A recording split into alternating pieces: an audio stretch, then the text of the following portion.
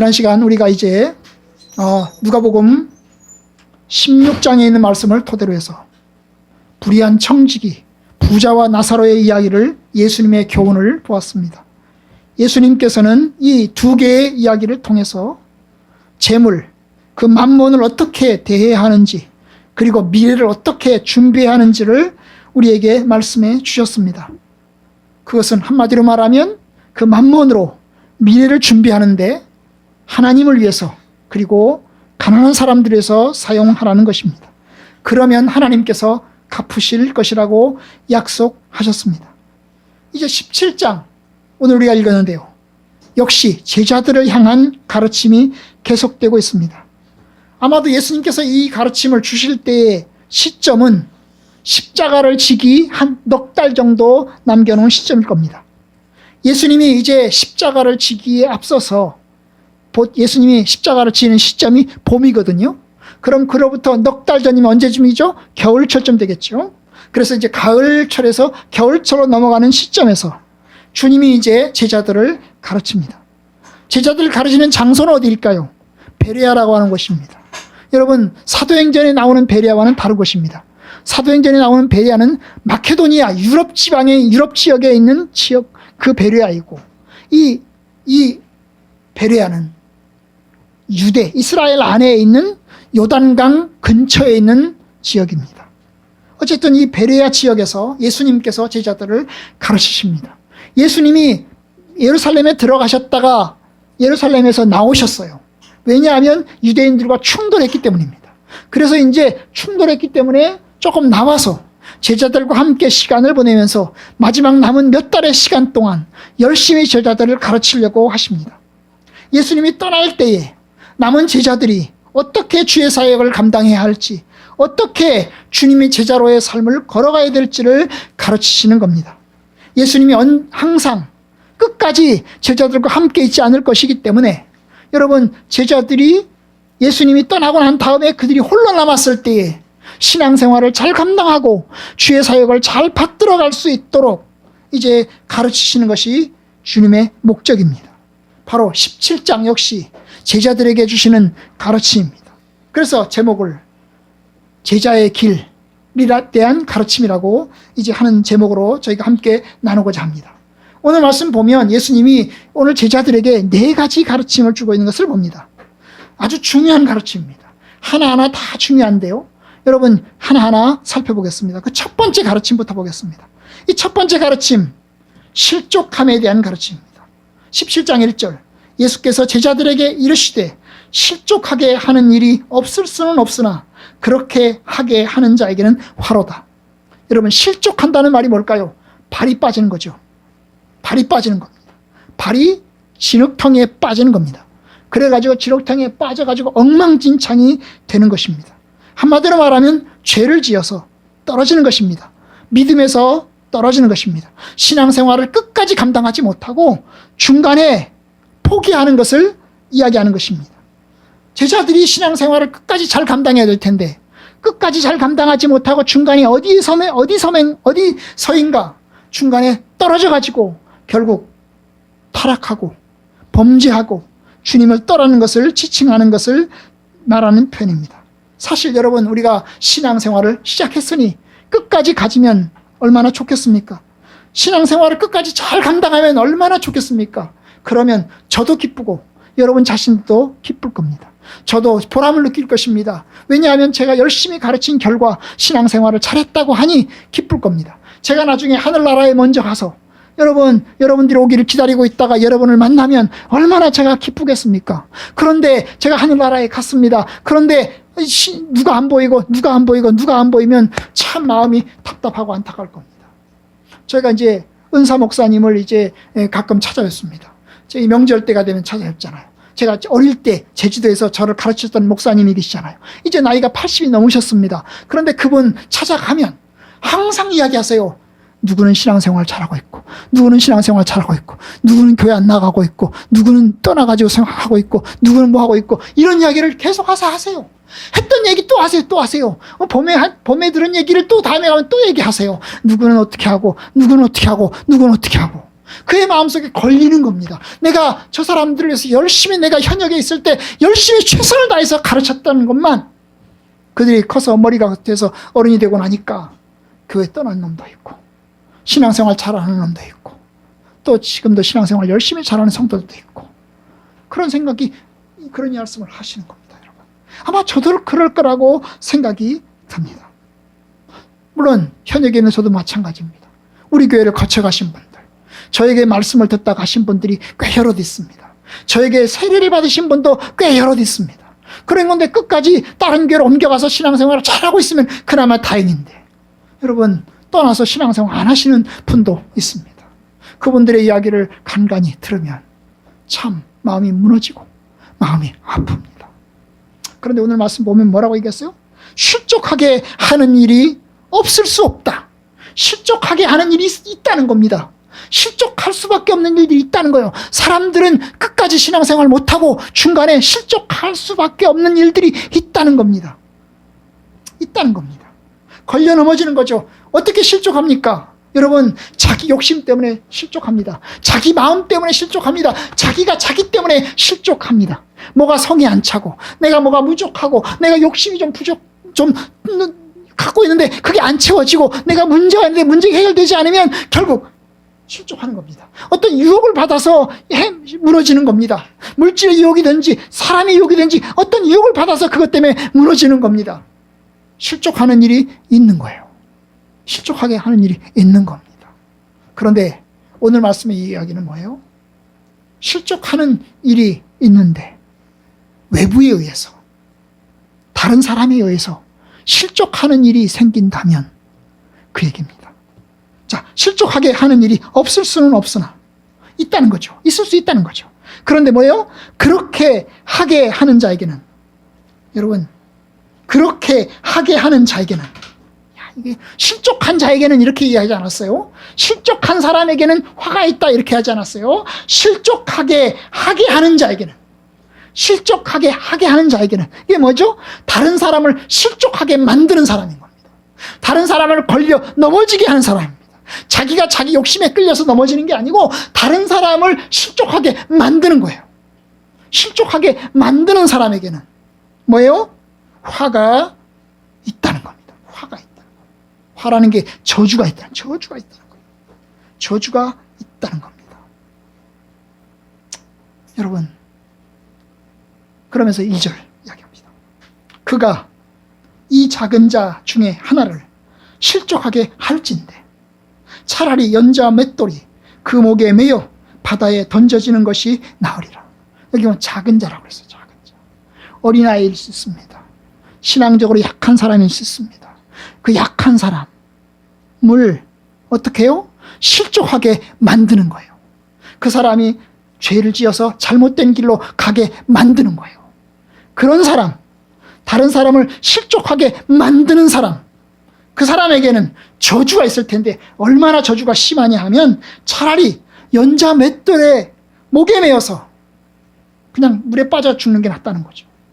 왜냐? 그렇지 않으면 자기도 멸망에 처하고 그 어린 사람도 멸망에 처하게 만들기 때문에 차라리 자기가 물에 빠져 죽는 게 낫지 다른 사람까지 물에 빠져 죽게 만드니 이거 엄청나게 큰 저주라는 거예요.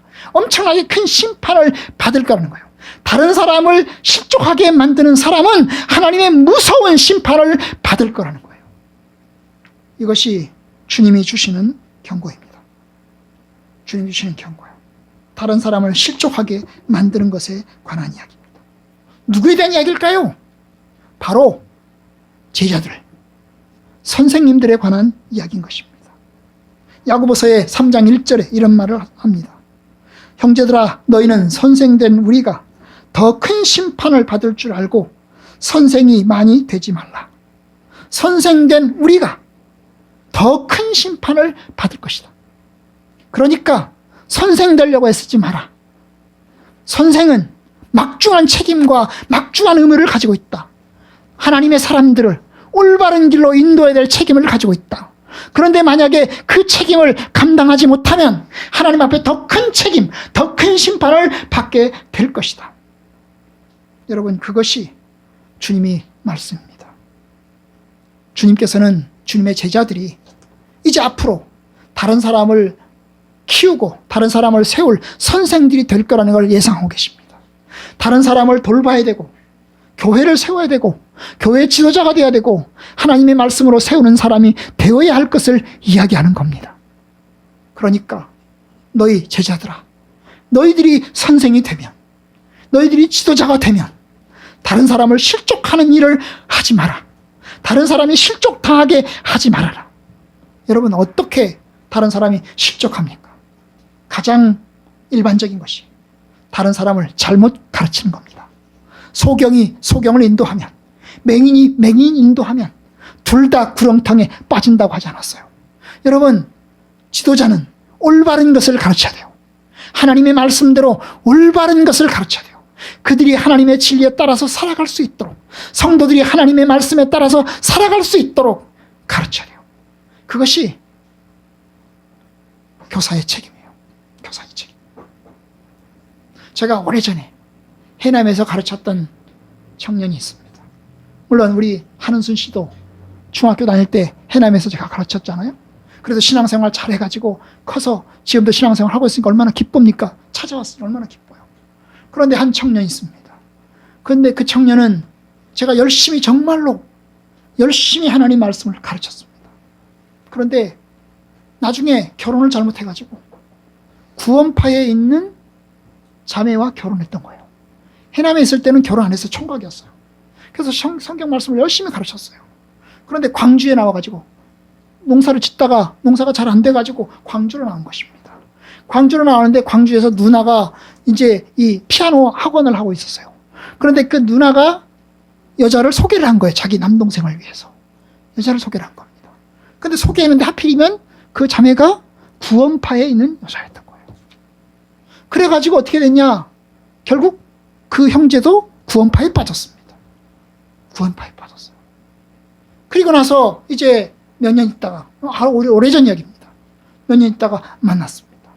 아니, 어떻게 그렇게 됐냐? 어떻게 그렇게 됐냐? 그랬더니, 하여튼 결혼해가지고 어떻게 됐습니다. 얘기하더라고요. 아니, 어떻게 내가 교회를 떠나라고 했냐? 신앙생활을 잘 감당해야 될 거 아니냐? 어떻게 그러고 있냐? 그랬더니 제가 하는 말이 저한테 그렇게 배웠다는 거예요. 저한테 그렇게 배웠다는 거예요. 그래서 내가 너에게 교회를 떠나라고, 이단에 빠지라고, 이단에 빠지라고 내가 가르쳤냐? 이야기 물었어요. 되물었습니다. 참 답답한 것입니다. 참 이게 사람이, 저는 최선을 다해서 가르쳤는데, 성실하게 가르쳤는데, 제가 지난 시간에 얘기했잖아요. 듣는 사람은 자기 편리대로 듣는다고. 제가 설교를 하고 하나님 말씀을 전하지만 사람마다 다 달리 듣는다고. 여러분, 제가 한 목소리로 하나님 말씀을 전할 때 듣는 사람도 똑같이 한 귀로, 똑같은 한 귀로 다 들으면 얼마나 좋겠습니까? 그런데 어떤 사람은, 야, 저거는 나 때리는 거야, 나 치는 거야, 이렇게 듣고, 어떤 사람은 저거는 이 말씀은 저 사람이 들어야 돼, 내 남편이 들어야 되고 내 부인이 들어야 돼, 이렇게 듣는단 말이죠. 자기에게 적용하지 않고 남에게 적용하려고 한단 말이죠. 여러분, 이렇게 들으면 안 되는 겁니다. 그런데 여러분, 여기서 이야기하는 얘기는 뭐예요? 교사들이 올바르게 가르쳐야 된다는 거예요. 선지자 된 사람들이, 목사 된 사람들이 올바로 가르쳐야 된다는 것입니다. 여러분, 그 당시에 바리새인들은 사람들을 하나님 말씀으로 인도하는 지도자들이었습니다. 바리새인들은 열심히 하나님의 말씀을 가르치면서 실행하는 사람들이었습니다. 서기관들은 구약 성경을 열심히 연구를 해가지고 이것을 사람들에게 가르치는 사람들이었습니다. 그런데 예수님께서 오셔서 하나님의 나라를 선포하고 하나님의 뜻을 전했습니다. 그러면 세례 요한처럼 이 바리새인들과 서기관들이 내가 성경을 열심히 연구해 보니까 저 예수라는 분이 하나님의 아들인 것 같다, 저 예수라는 분이 메시아인 것 같다, 그를 따르라, 이렇게 가르쳐야 되는 거잖아요. 그런데 여러분, 예수님을 비방하고 비난하고 공격하고 심지어 예수를 십자가에 못 박혀 죽이는 일에 가담하잖아요. 여러분, 다른 사람을 가르쳐야 되는 사람이 사람들을 우매한 지경으로 인도하는 것입니다. 오늘날 이단 사이비를 교주들이 그렇게 합니다.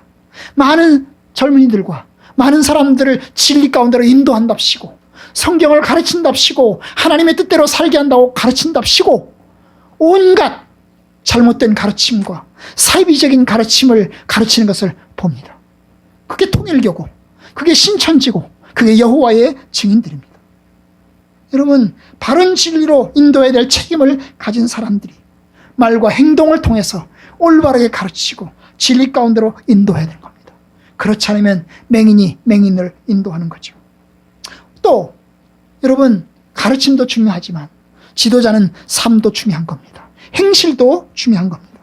여러분, 지도자는 말로도 가르치지만 행실로도 가르칩니다. 지도자의 행실이 얼마나 중요합니까? 우리는 들은 대로 살지 않고 본 대로 삽니다. 지도자의 행실을 보면 그 행실대로 삽니다. 아, 목사님도 그랬어. 전사님도 그랬어. 그러니 나도 괜찮아. 이렇게 생각을 하는 것입니다. 여러분, 지도자가 잘못된 행실을 보이면 성도들도 잘못된 행실을 갖습니다. 지도자가 물질의 욕심을 가지면 성도들도 물질의 욕심을 가집니다. 엄마 아버지가 짠순이면 자녀들도 짠순인 거 마찬가지인 겁니다. 엄마 아버지가 어리숙하면 자녀들도 어리숙하게 되는 것과 마찬가지입니다. 그러니까 여러분, 지도자가 올바른 삶과 올바른 가르침으로 성도들을 이끌어야 하는 거죠. 근데 만약에 그렇지 못하면 큰 심판을 받게 될 것입니다. 아마 이 말씀은 저에게, 1차적으로 저에게 주시는 말씀일 겁니다. 그러나 여러분들도 마찬가지입니다. 여러분들도 신앙생활을 오래 해서 이제 연조가 들어서 여러분들의 자녀들을 돌봐야 되고, 여러분들의 자녀들을 키워야 되고, 여러분보다 신앙생활이 약한 사람들을 돌봐야 하는 거기 때문에 그 책임은 막중한 것입니다. 그래서 예수님께서 이야기하는 겁니다. 17장 3절 초반, 너희는 스스로 조심하라. 여러분, 이 3절에 조심하라 라고 하는 이 말씀은 2절에 붙어야 되는 겁니다. 2절에 3절로 띄어서 붙여놨는데요, 원래는 2절에 붙여야 되는 겁니다. 너희는 스스로 조심하라. 그러니까 지도자된 사람들아, 너희 제자들아, 너희들 조심해라. 신중해라. 정말 조심해야 된다. 그 이야기를 하시는 겁니다. 어쨌든 하나님의 말씀으로 올바르게 가르치는 일을 감당해야 된다는 것을 가르치고 있습니다. 두 번째 가르침, 오늘 말씀에 보면 두 번째 가르침이 있습니다. 그것이 3절 4절인데요. 만일 네 형제가 죄를 범하거든 경고하고 회개하거든 용서하라. 형제가 죄를 범하거든, 이 형제라고 하는 말은 아마 이제 예수님께서 말씀하실 때 형제는 믿음의 형제들일 것입니다. 같이 신앙생활을 감당해가고 같이 예수님을 추종해가는 사람들, 같은 동역자들일 것입니다. 만약 내 형제가 죄를 범하거든, 여기서 죄라는 것은 어떤 거죠? 잘못된 삶을 사는 거죠. 잘못된 행동을 하는 것입니다. 죄를 범하거든 경고해라. 책망해라. 죄를 범하거든 경고하고 책망해라. 왜냐하면 그 죄를 짓는 것을 그냥 놔두면 어떻게 될까요? 그는 심판을 받게 될 것입니다. 멸망의 길로 들어가게 될 것입니다. 그러니까 그 당사자, 죄를 지은 당사자를 살리기 위해서 책망하고 경고해야 하는 것입니다. 물론 아무나 경고할 수는 없습니다. 아무에게나 책망할 수는 없을 겁니다. 왜냐하면 잘못하면 오지랖 같은 일이 될 것이기 때문입니다.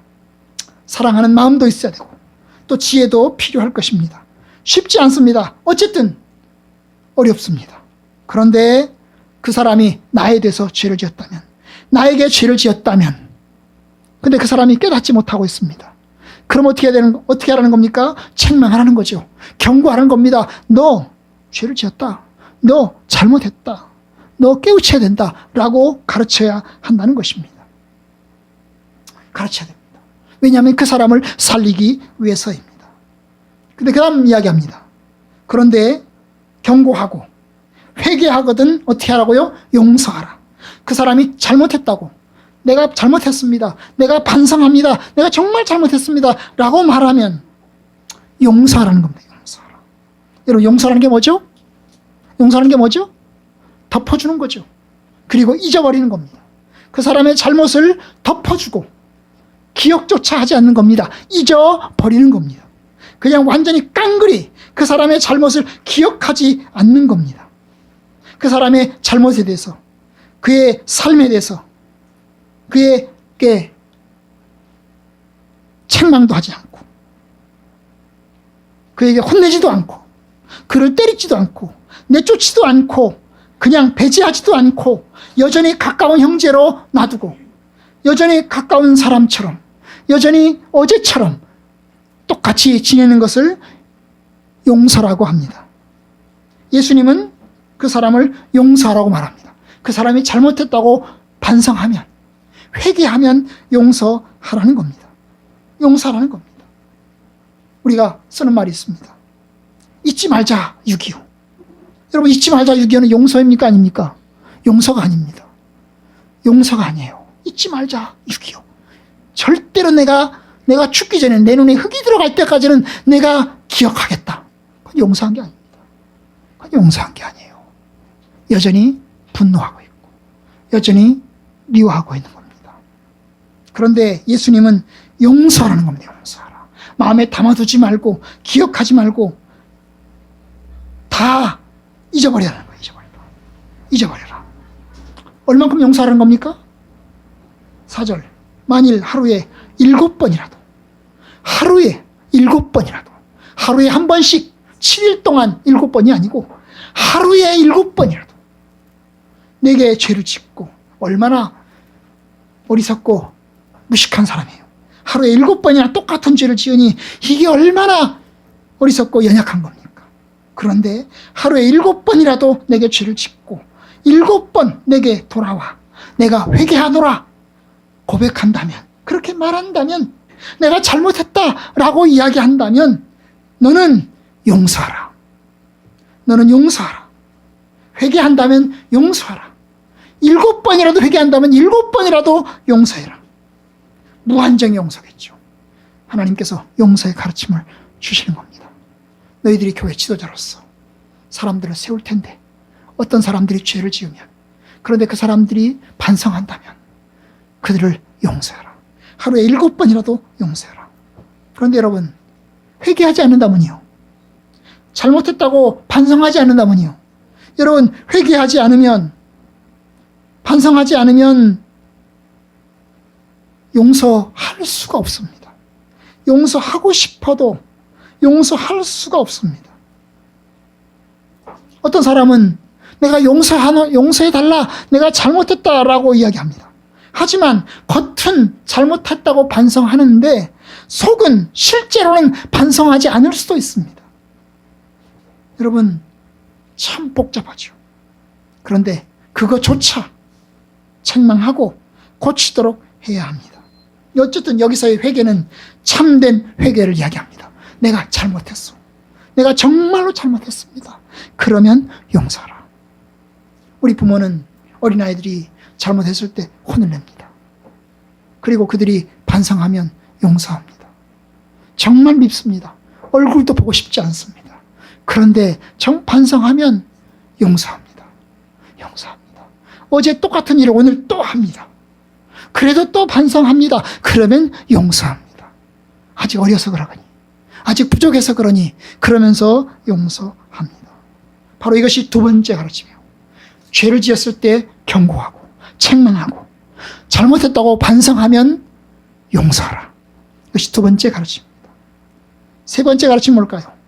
세 번째 가르침은 믿음에 대한 가르침입니다. 5절, 사도들이 주께 여짜오되 우리에게 믿음을 더하소서 하니.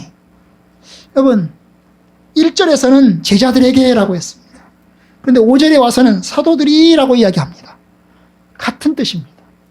사도들은 예수님의 보냄을 받은 사람들이죠. 제자들은 예수님을 따르는 사람들이고, 사도들은 예수님이 보낸 사람들입니다. 보낸 사람들이에요. 사명을 띠고서 보낸 사람들입니다. 예수님의 제자들은 다 사도들입니다. 다 사도들인 사람들입니다. 같은 사람들입니다. 어쨌든 사도들이 주님께 묻습니다. 우리에게 믿음을 더하십시오. 우리에게 믿음이 더 커지게 해주십시오. 우리가 더 믿음이 더 커지기를 원합니다. 우리는 믿음이 부족하니 더 연약한 믿음 더 키워줄 수 있도록, 더 커질 수 있도록 해 주십시오. 믿음을 더해 주십시오. 믿음을 더해 주십시오. 그런데 예수님은 제자들의 요구에 하나 이야기를 하십니다.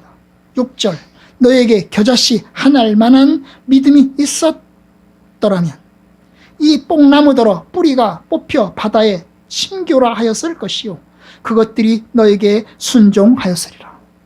여러분, 예수님이 믿음을 더해달라고, 믿음을 더해 주십시오라고 말하는 그 제자들에게 큰 믿음, 엄청난 믿음 얘기하지 않고 무슨 믿음이요? 겨자씨 한 알만한 믿음 얘기를 합니다. 아시는데 겨자씨는 좁쌀만한 씨입니다. 아주 작은 씨입니다. 그 겨자씨를 심으면 한 3m쯤 자라긴 합니다. 그런데 여러분, 겨자씨 아주 작습니다. 아주 작아요. 눈에 보일까 말까 시력이 나쁜 사람은 잘 보이지도 않습니다. 그런데 예수님은 너희들이 겨자씨 한 알만한 믿음이 있다면, 그 한 알만한 그 조그만한 믿음이라도 만약에 있었다면 뭐 어떻게 할 거라고요? 뽕나무더러 뿌리가 뽑혀 바다에 심겨라 명령했을 것이고, 잡아당겨서 뽑는 게 아니고, 손으로 잡아당겨서 뽑는 게 아니고 명령했을 것이고, 그러면 그것이 그대로 너에게 순종하였을 것이다. 그러니까 예수님이 제자들에게 이야기하는 건 뭐예요? 너희들이 겨자씨 한 알만한 믿음도 없다는 겁니다. 여러분, 겨자씨 한 알만한 믿음도 없다는 거예요. 근데 여러분, 겨자씨 한 알만한 믿음이라는 게 얼마나 중요한지 아십니까? 겨자씨는 죽은 게 아닙니다. 살아있는 것입니다. 여러분, 죽은 씨앗은 땅에 뿌려오십시오. 싹이 나나? 절대로 싹이 나지 않습니다. 죽은 씨앗을 땅에 뿌리면, 심으면 어때요? 그것은 그냥 그대로 있습니다. 이미 죽어 있기 때문입니다. 그런데 여러분, 살아있는 겨자씨 씨앗 하나를 땅에 뿌리면 어떻게 합니까? 거기서 싹이 납니다. 그리고 자랍니다. 얼마큼 자란다고요? 3m쯤까지 자랍니다. 그러니까 여러분, 왜 겨자씨 한 알만한 믿음일까요? 겨자씨는 작은 믿음이라 할지라도 살아있다는 거예요. 땅에 뿌리면 싹이 나고 자라서 3m를 이룰 만큼, 그리고 새들이 깃들 만큼, 그리고 그늘이 될 만큼 자란다는 거예요. 작지만 살아있고, 작지만 성장한다는 것입니다. 그래서 주님이 제자들에게 이야기합니다. 너희들이 살아있는 믿음, 겨자씨 한 알만한 그 살아있는 믿음이라도 너희들이 가져야 된다. 여러분, 그러면 그 살아있는 믿음 가지면 주님께 살아있는 기도를 할 거고, 그러면 살아있는 명령을 하게 될 것이라는 겁니다. 그런데 여러분, 제자들은 아직 살아있는 믿음이 없다고 여겨지는 것 같습니다. 왜냐하면 3년 동안 예수님과 함께 생활하고 예수님을 경험했는데도 불구하고 여전히 그들에게는 예수를 철저하게 믿는 믿음이 없습니다. 주님은 여러 차례에 걸쳐서 십자가에 대한 이야기를 하셨습니다. 그 이전에 내가 십자가를 칠 거야. 예루살렘에 올라가면 내가 십자가에 죽을 것이다. 그러면 사흘 만에 내가 다시 살아날 것이다. 라고 이야기를 했어요. 그런데 제자들은 딴 생각을 합니다. 딴 생각을 해요. 예수님, 그런 일은 절대로 일어나지 않습니다. 예수님, 도대체 왜 그러십니까? 왜 그런 말씀을 하십니까? 도대체 그런 얘기는 절대로 우리에게 하지 마시기를 바랍니다. 그러니까 제자들에 대한 가르침과 제자들의 믿음 사이에는 엄청난 차이가 있는 겁니다. 겨자씨 한 알만한 믿음만이라도 있으면 엄청난 기적과 역사를 이룰 거라는 겁니다. 여러분, 엄청난 믿음이 필요한 게 아니고, 큰 믿음이 필요한 게 아니고, 살아있는 믿음, 겨자씨 한 알만한 작은 씨앗만한 살아있는 믿음이면 충분하다는 겁니다. 아마 제자들에게 이 말씀은 엄청난 충격이 됐을 겁니다. 아니, 믿음이 없다고. 겨자씨 하나일 만한 믿음도 없다고. 우리는 믿음이 있는데, 그래서 우리가 더 믿음을 더 해달라고 얘기를 했는데, 예수님은 오히려 우리에게 겨자씨 하나일 만한 믿음도 없다고, 그것이라도 있으면 좋겠다고 이야기를 하시니, 제자들에게는 엄청난 큰 상처가 될 겁니다. 여러분, 믿음이란 본질적으로 신뢰하는 겁니다. 믿음이란 신뢰하는 겁니다. 믿음이란 의탁하는 겁니다. 하나님을 신뢰하는 것입니다. 예수 그리스도의 약속을 신뢰하는 것입니다. 의심하지 않는 것입니다. 그것이 믿음입니다. 믿음이 크고 적으냐의 문제가 아닙니다. 신뢰하는 겁니다. 제가 가끔 예를 드는 게 있죠. 나이아가라 폭포가 있습니다. 여러분, 캐나다와 미국 사이에 나이아가라 폭포가 있습니다. 그 나이아가라 폭포에다가 줄을 이어가지고, 긴 밧줄을 이어가지고 어떤 사람이 거기서 줄을 탑니다. 거기서 줄을 탑니다. 왜 줄을 타는 거죠? 그 폭포에 긴 줄을 매달아가지고 줄을 탑니다. 그리고 사람들 앞에 보입니다. 거기를 구경하는 사람들이 보면서 박수를 칩니다. 환호의 박수를 칩니다. 그런데 여러분, 그 사람이 말합니다. 제가 이번에는 내 아들을 등에 업고 제가 밧줄 타기를 해보겠습니다. 그래서 자기 아들을 업고 밧줄 타기를 합니다. 이 줄 타는 사람이 줄을 탑니다. 그럼 사람들은 우와! 더 박수를 치겠죠. 우와! 박수를 치겠죠. 가슴은 조마조마하면서. 그리고 이야기합니다. 여러분 중에 여러분의 자녀를 저에게 빌려주시기를 바랍니다. 여러분 중에 누구든지 자원해서 저에게 나아오시길 바랍니다. 제가 여러분을 업고 제가 여러분과 함께 밧줄 타기를 해보겠습니다. 누가 나올까요? 솔비가 나올까요? 솔비는 아주 그냥 겁대가리가 없어가지고 그냥 담대하게 나올까요? 가람이가 그렇다고 그러네요. 가람이가 그렇다고. 근데 아마도 저 우리들은 간이 다 고만해져가지고 다 나서는 사람이 없을 겁니다. 여러분, 믿음이란 의탁하는 겁니다. 전적으로 의지하는 겁니다. 그 사람을 전적으로 의지하는 겁니다. 그 사람을 전적으로 신뢰합니다. 사실 저와 여러분들은 아무 생각 없이 삽니다. 여러분이 버스를 탈 때 버스 운전기사를 신뢰하니까 버스를 타는 겁니다. 그죠? 여러분이 비행기를 탈 때 비행기 조종사를 신뢰하니까 비행기를 타는 겁니다. 그죠? 그런데 여러분, 타기 전에 생각해 보셨습니까? 내가 이 비행기를 타면 혹시 가다가 중간에서 떨어지면 어떻게 하나? 내가 버스를 타면 이 버스 운전기사가 가다가 가로수를 탁 들이받아가지고 치면 어떻게 할까? 생각해 보셨습니까? 생각 안 하죠. 저희 여러분들은 별 생각 없습니다. 생각 없어요. 그냥 타는 겁니다. 그냥 타는 거예요. 거기에는 믿음이 있죠. 무슨 믿음이 있어요? 저 운전기사가 운전을 지금까지 해온 거 보니까 아무 사고 없이 우리를 태워가겠지. 저 조종사가 어제도 조종해가지고 여기까지 왔으니까 이제 오늘 우리를 태워가겠지. 그런 신뢰를 하는 거예요. 근데 여러분, 믿음은 신뢰입니다. 전적인 신뢰입니다. 그에게 나를 맡기는 겁니다. 그의 조종에 나를 맡기는 겁니다. 그의 운전에 나를 맡기는 겁니다. 여러분, 그 믿음이 그 버스를 타게 하고 그 믿음이 비행기를 타게 하는 겁니다. 여러분, 예수님을 전적으로 신뢰하는 거예요.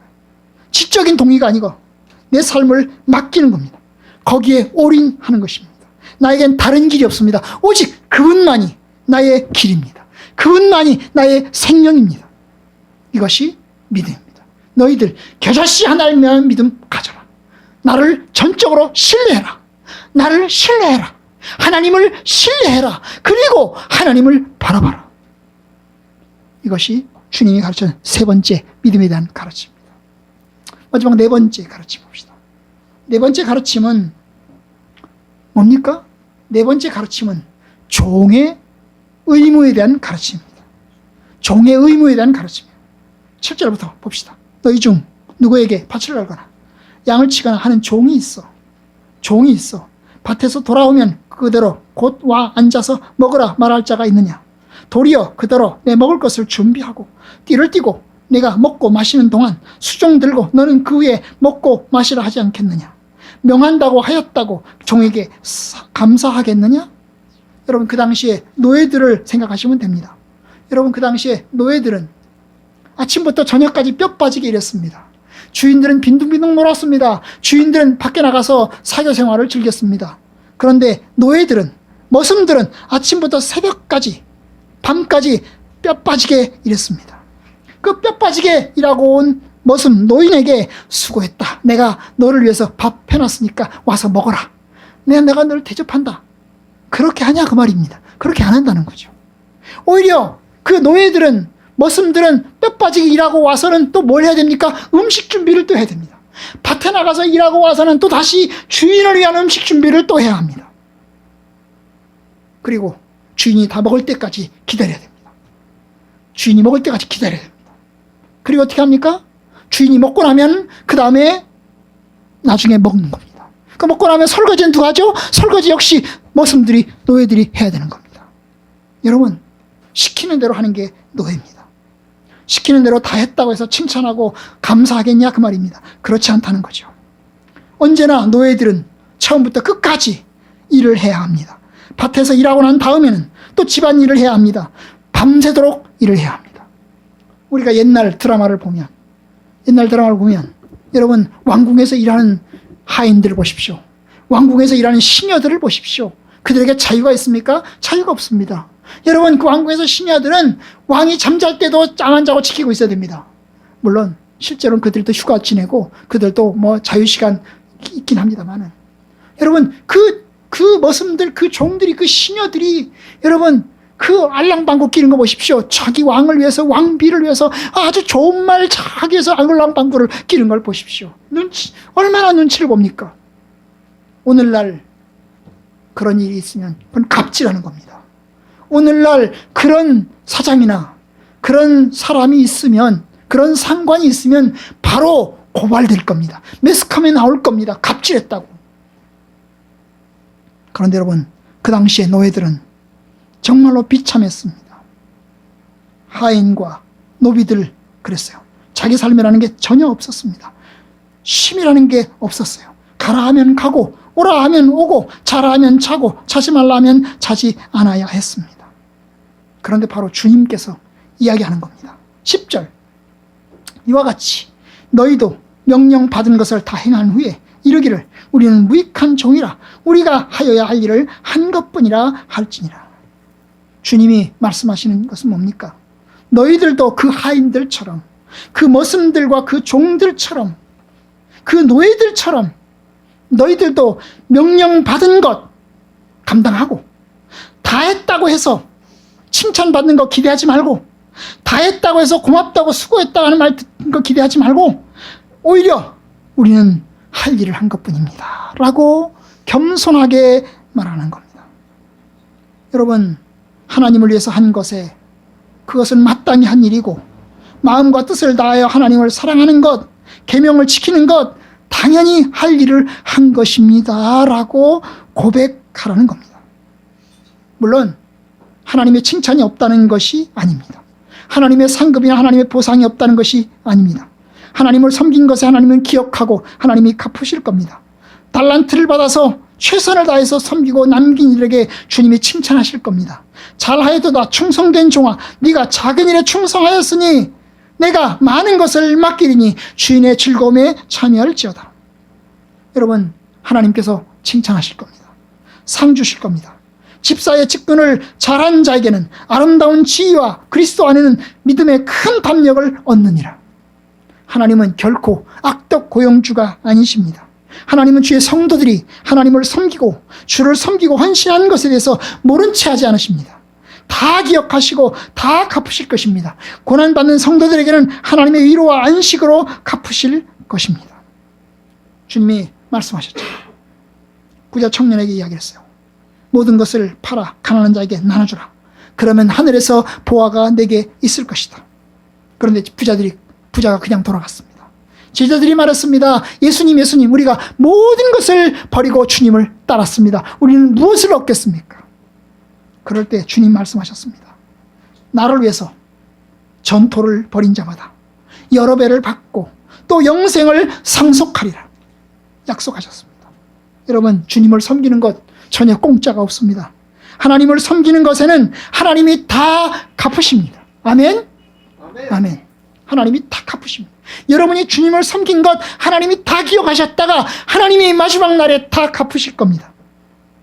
그런데 제자들에게 말씀하는 건 뭐냐면 하나님이 안 갚는다는 말이 아니고 하나님이 기억하지 않는다는 말이 아니고 하나님이 보상을 주시지 않는다는 말이 아니고 하나님이 갚으시고 보상을 주는데 너희들은 어떤 자세를 가져야 되느냐? 어떤 자세? 하나님을 섬기고 기쁘게 하는 것이 우리가 마땅히 행한 일입니다. 우리가 좋아서 행한 일입니다. 우리가 하고 싶어서 행한 일입니다. 그러니 우리는 만족합니다. 그렇게 말하는 거예요. 마치 고대사회 노예들이 주님을 섬기는 것이 기쁨이고 주인을 즐겁게 하는 것이 자기들의 사명이라고 생각하는 것처럼 여러분, 당연히 주를 섬기는 것이 나의 일이고 나의 기쁨이라는 자세로 일하라는 것입니다. 그래야 끝까지 일할 수 있습니다. 그래야 실망하지 않고 주를 섬길 수가 있습니다. 이것이 초심과 관련된 것입니다. 우리의 초심 때 내가 주님을 위해서 헌신하겠습니다. 갈보리 십자가도 지겠습니다. 하나님 가라 하면 가고 오라 하면 오겠습니다. 여러분, 마른 자리, 젖은 자리 하나님이 시키는 대로 하겠습니다. 그렇게 하면서 주님을 따르기로 작정했습니다. 우리가 사역자로 나선 것이, 제가 사역자로 나선 것이 주님 사랑하기 때문에 나섰고 자원해서 나셨고 주님 섬기는 것이 기쁨이 되었기 때문에 사역자로 나섰습니다. 제가 목사가 된 것이 하나님을 사랑하기 때문에 주님을 섬기는 것이 나의 기쁨이기 때문에 나섰습니다. 제가 사람에게 잘 보이려고 나선 게 아닙니다. 제가 이걸 통해서 부자가 되고 성공하기 위해서 나선 것이 아닙니다. 그냥 주님 섬기는 것이 나의 기쁨이고 정말 내가 이 한 몸 주님 위해서 하나님 말씀 성실하게 잘 전하고 싶어서 나섰습니다. 하나님의 은혜가 감사하고 주님을 섬기는 것이 기쁨이기 때문에 나섰습니다. 주님이 말씀하시는 게 그겁니다. 너희들도 그런 자세로, 그런 태도로 끝까지 가라. 주의 사역자들이 끝까지 가려면 종과 같은 자세로 가야만 한다. 내가 여호와를 섬기는 것이 나의 기쁨입니다. 주님은 나의 주님이시니 주밖에 나의 복이 없습니다. 내가 복음 전하고 하나님 말씀을 전할지라도 내가 자랑할 것이 없으면 내가 부득불할 임이라. 그런즉 내 상이 무엇이냐? 내가 복음 전할 때 값없이 전하고 복음으로 말미암아 내게 있는 권리를 다 쓰지 않는 바로 이것이 나의 상이다 라고 사도 바울이 말했던 것처럼 여러분, 그것이 사역자의 자세이고 태도입니다. 바로 예수님께서 제자들에게 말씀하시는 것이 너희들이 그런 자세로 나서라. 예수를 따라서 성공하겠다고, 예수를 따라서 큰 부자가 되겠다고 나서지 말고 주님 사랑하기 때문에, 주님께서 부르시기 때문에 내가 주님 섬기겠습니다. 내가 자원함으로 주님 섬기겠습니다. 끝까지 가겠습니다. 그렇게 나서라. 여러분, 그렇게 섬겨야 끝까지 갈 수 있습니다. 그렇게 섬겨야 실족하지 않을 수 있습니다. 그렇게 섬겨야 시험 들지 않을 수 있습니다. 그렇게 섬겨야 넘어지지 않을 수 있습니다. 여러분, 부디 저와 여러분들이 삶이나 가르침으로 다른 사람을 실족하게 만들지 않기를 바랍니다. 저의 가르침이나 저의 행실이 다른 사람을 실족하게 만들지 않기를 바랍니다. 우리 형제가, 믿음의 형제가 죄를 범했을 때는 책망하고 회개하거든 용서하기를 바랍니다. 7번이라도 용서하기를 바랍니다. 정말 잘못했다고 빌면 그를 포용하고 받아주기를 바랍니다. 겨자씨 하나일 만한 믿음처럼 살아있는 믿음으로 주님을 신뢰하기를 바랍니다. 전적으로 하나님을 신뢰하고 하나님의 뜻을 다 이루기를 바랍니다. 하나님을 섬기는 것이 억지나 자랑이 아니라 나의 기쁨이요 감사요. 내가 어떻게 하든지 주님을 섬기는 것이 나의 기쁨이고 즐거움이기 때문에 겸허하게 섬기는 삶을 살기를 바랍니다. 저와 여러분들이 예수님의 제자들입니다. 예수님의 사도들입니다. 보냄받은 주의 사도들이고 제자들이니 주의 말씀 따라 살기에 부족함이 없기를 바랍니다. 주님의 큰 은혜가 저와 여러분들 가운데 넘치기를 축복합니다.